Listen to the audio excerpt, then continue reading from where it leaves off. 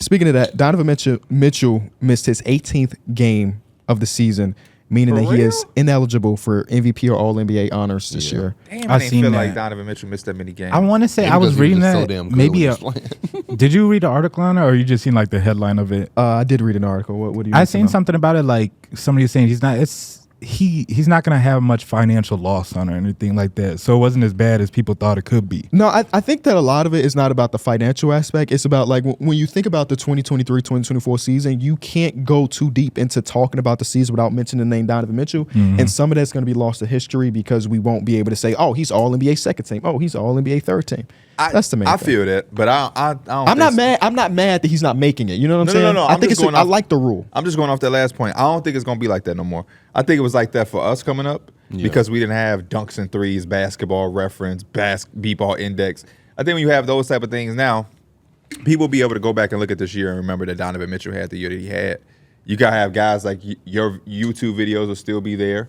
You know what I'm saying? Forever. This podcast will be there. It's going to be when we were growing up, and we hit the 2010s and 2011s, and Mike finally got into basketball, he couldn't go back and say, I'm not even trying to be funny. I'm not trying to be funny.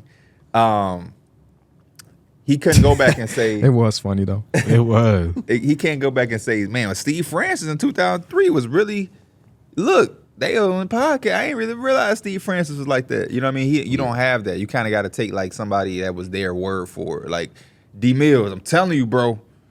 In the year 2000, Mike was giving it to them boys even with the Wizards.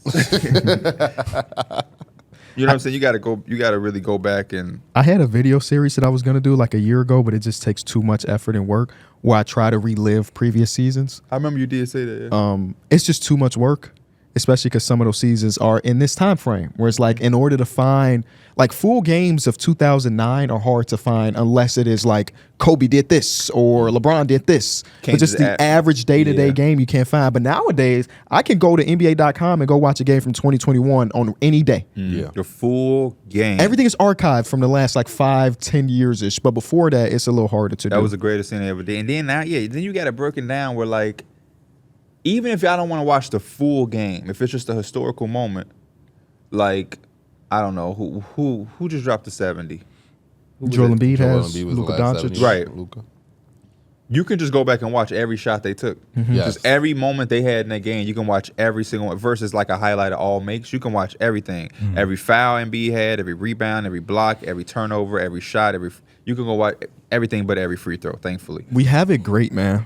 We have it great. This is the golden era of basketball. This is really the golden era, man. This is the golden era. Yeah. You can go, you got stats if you want to be a casual fan and you don't want, because everybody don't really want to watch basketball. And I got to continue to remind myself that everybody ain't the same type of fans as us.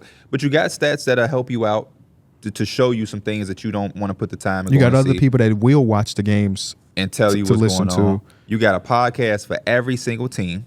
100 of them for every team. Yeah. If the number one Magic podcast might not be for you, but the number 2 might. The number 20th might. Like, there's always going to be content for you. You got people who specialize in just the draft. Mm-hmm. So if you're not a college basketball fan like Darrick, and you want to be involved with the draft, though, you can. Why you keep throwing these subtle jabs out? It ain't a subtle jab. He just said he's not a fan of college basketball. It's an example. It's just an example. If you're not a fan like Timothy over there. Okay. What's up, Tim? But you want to be invested because your team got a couple of first-round picks.